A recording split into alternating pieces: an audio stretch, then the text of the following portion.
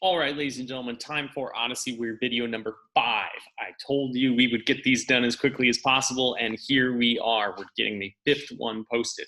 This video is about Coulombs Law, which is the second video in Unit 2 on static electricity. Coulombs Law is a really challenging thing. It's one of the biggest things I see students struggle with in my regular physics class, and it's also going to be a challenge for Odysseyware, but we're going to try to help you with it as much as possible, all right? The good news is that understanding Coulomb's law is going to really help you with your mathematical thinking abilities. It's going to really help you with your thinking and transferring to trying to pass classes like Math 2, and it's going to really possibly pay off in the future. A lot of these ideas about relationships are super important right now. We're looking at things, all kinds of statistics and data in the world right now as we face things like COVID-19, and there's graphs everywhere, predictions, models, all that stuff. And that's really all we're doing is we're just using math as a way to understand the world. So that's why it matters. That's why I care about it. I'm super passionate about this work in physics with you guys. And I think everybody, every single person is 100% capable of understanding these ideas. You are no exception. All right, so here's the idea. Coulomb's law is a relationship that tells us mathematically how charged objects attract each other. That's it. That's all it does. So literally, when you see like a balloon that has been rubbed on some hair and then it attracts the hair, like the hair sticks up and tries to attract, that's what Coulomb's law is explaining. And it is trying to explain how strong that interaction is. And you might say, well, that's kind of weird. Like, I don't really care how strong that reaction is. But this is a kind of relationship. It's just one example of a kind of relationship called an inverse square law. And these inverse square laws happen all around you.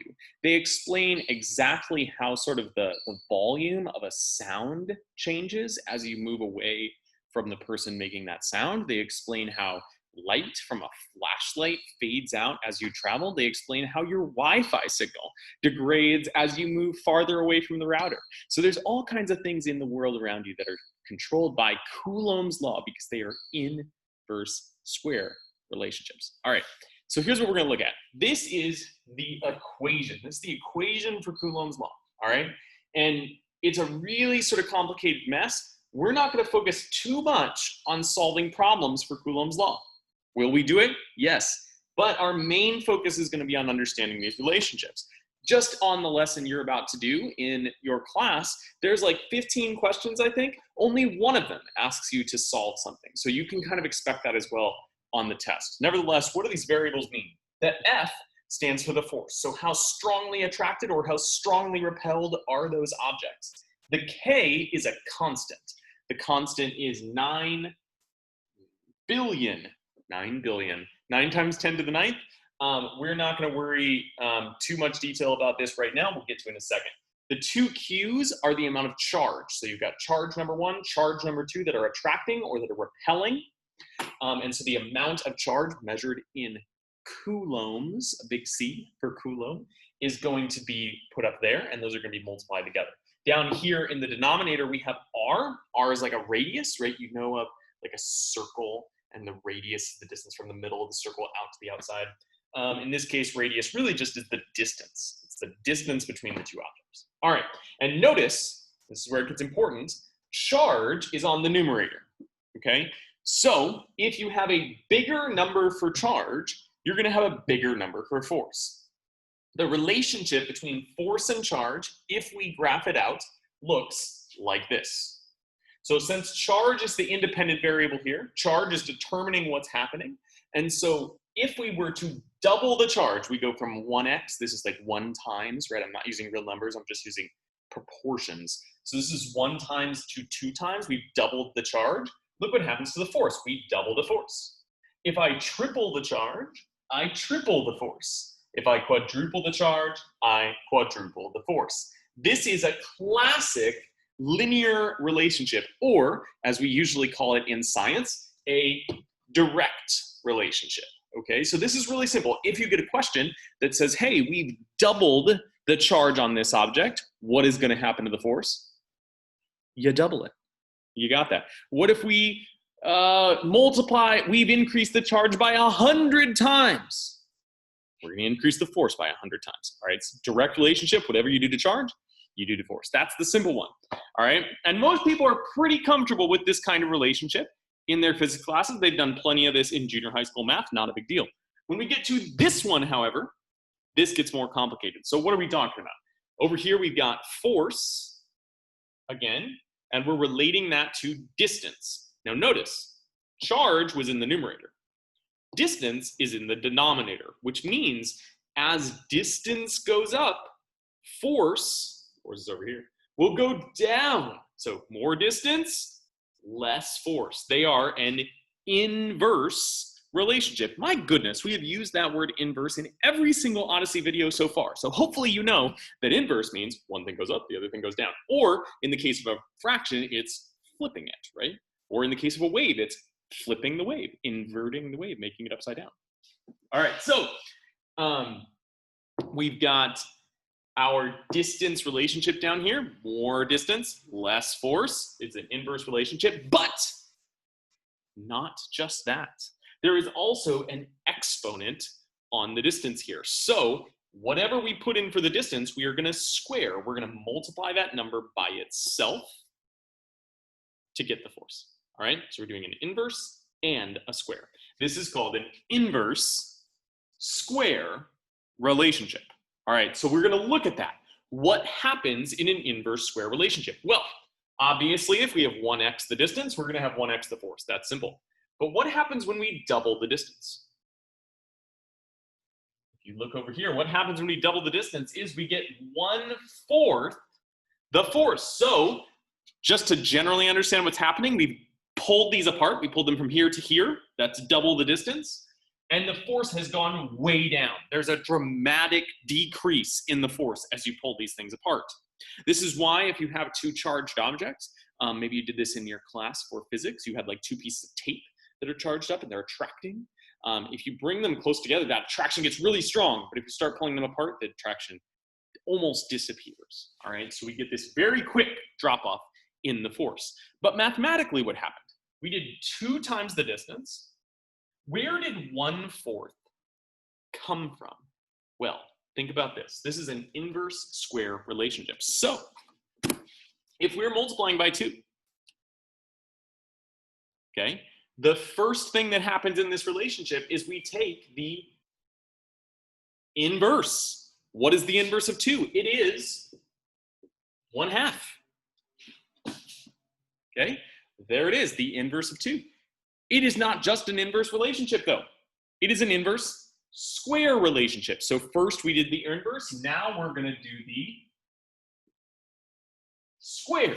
So we're going to do 1/2, and we're going to square the 2 at the bottom. What is 2 squared? Well, it's the same as 2 times 2. I know you know that. 2 times 2 is 4. So we're going to have 1/4. That is where our 1/4 came from. All right, so if we doubled the distance, we're going to do the inverse of 2 and square it to get 1/4 the force. All right, time for you to use your thinking brains. Here we go. If we triple the force, what is the inverse of 3? Well, it's 1/3.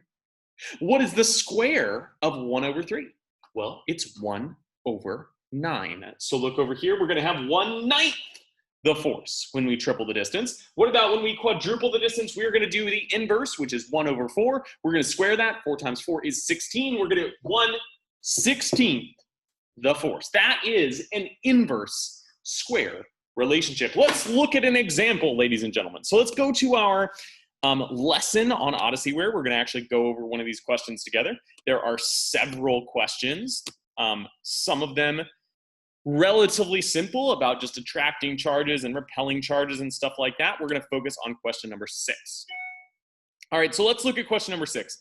This is kind of a tricky one to understand. That's why I want to walk through it with you. We're going to start with this picture. Okay, so in this picture, we just have Q, positive Q, and negative Q. So these are charges that are going to attract because opposites attract. They're at a distance of D. Oh, by the way, I just realized Odysseyware uses D for distance in the equation. I use R, same thing. It doesn't make a difference. All right, in fact, D is probably the better variable to use because it stands for distance. All right, so we've got these two things. They're at a distance and they have a charge. So what we're going to look at is which ones are attracting the strongest. Okay, so this one down here, we now have doubled the charge. Wait, what? We know what happens. When we double the charge, we double the force. So this one, at the same distance, but double the charge, is going to be twice as strong of an attraction as the one above. So right now, this one, the bottom one, is our strongest force. Let's see about the other ones. All right, now we're going to go up to the top one. We're going to focus on the very top one first because the other one is kind of weird. So we look at the very top one, and we will see that here they have cut the charges in half. So the charges have gone down.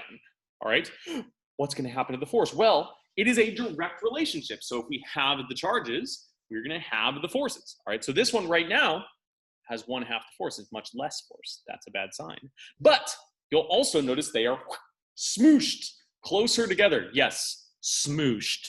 That is the scientific term.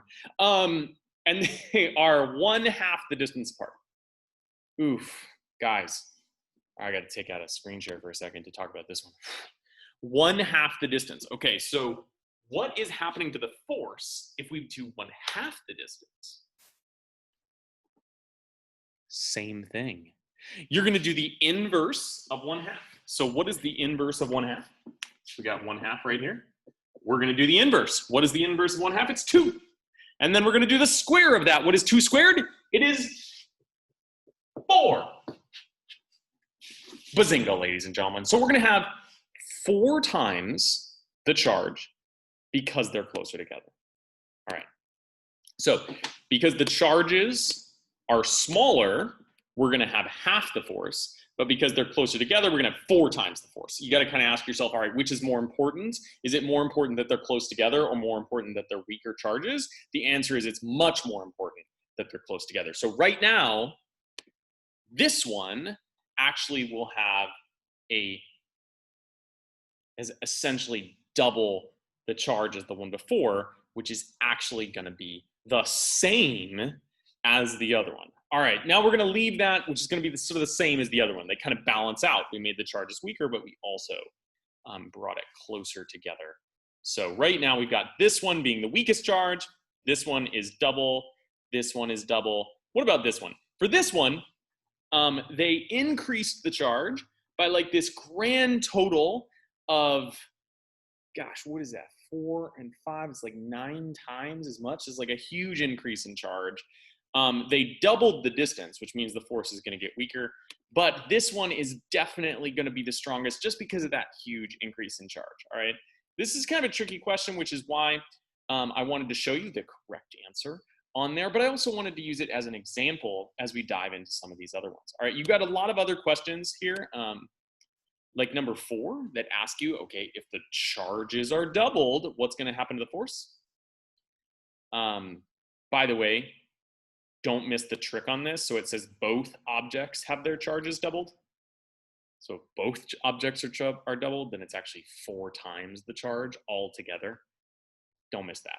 Okay, that's kind of the big trick there. But then just figure out which relationship it is, and then use that. All right, so if it's 4 times as much charge, what's going to happen to the force? All right, then we're going to go to question number 7, which is the only one where you actually have to calculate something. We're going to walk through this one together. You'll still have to do this on like quizzes and tests, but I still want to show you how to do it in this video really quick. We've only got like 2 minutes before I need to stop, so let's get through it quickly. All right, here we go. So we've got our equation, and in the problem, I'll go to full screen in just a second. In the problem, we're going to need to plug some things in. So it gives us some information here. It tells us that Q1 is 2.0 times 10 to the negative 5th. It tells us that Q2 is 3.0 times 10 to the negative 5th. And it tells us K is 9 times 10 to the 9th, and R is 3. They went back to using R. They used D before. Now they're using R. What is wrong with these people? I don't know either. All right. So what are we going to do? We're going to go ahead and take those numbers and we're going to plug them in. So I'm plugging in Q1 as 2.0 times 10 to the negative 5th. Q2 as 3.0 times 10 to the negative 5th. Do you need a piece of paper to write this down? Yeah, you can't do this stuff in your brain. Come on. We got K being plugged in as 9.0 times 10 to the 9th, and we've got R being plugged in as 3. Don't forget that that 3 is squared. This is an inverse square relationship, people. That exponent is very important. All right, so what are we going to do next? In order to solve a big problem like this, we got to practice using our essential math skill of PEMDAS. PEMDAS tells you the correct order to solve an equation. And so we're going to start with parentheses. P stands for parentheses. We've got some parentheses here. Not much is happening in those parentheses, so I'm not really going to worry about it, but we are going to make sure we draw our attention to those parentheses first. Like, look at this one. It's just the number 3. That doesn't really do anything. The next thing we look at after parentheses is exponents. Now, we've got exponents all over the place in this problem. We've got a -5 here. We've got a -5 here. We've got a 9 there. We've got a 2 there. So the first thing we're going to do is deal with our exponents.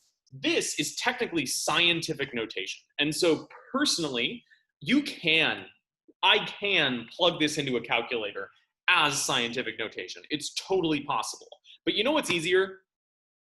Not doing that. What's easier is actually rewriting this in standard notation and then plugging it into the calculator. You're probably less likely to make a mistake there for most freshmen in high school. Now you get to like college level, get a little more comfortable with your calculator, which is literally the only thing that's changing, and you might want to do it like this. But for right now, let's put it in standard notation and we'll plug it in like that. Okay, so how do we put it in standard notation? Great time to review that skill. So we got -5 here. What that means is we're going to move the decimal point 5 spaces to the left. So it goes from being behind the 2, right? The decimal was right here. And we're going to go 1, 2, 3, 4, 5 spaces to the left. That leaves us with a decimal and 4 zeros. We're going to do the same thing here. So you go 1, 2, 3, 4, 5 spaces to the left, gives us decimal and 5 zeros. Over here, we got a positive exponent. So we're going to move the decimal to the right 9 spaces, 1, 2, 3, 4, 5, 6, 7, 8, 9, to make 9 billion. And then right here, our exponent 3 squared is going to be 3 times 3, which is 9. I didn't even need to put that one in the calculator. It's so fun. All right, so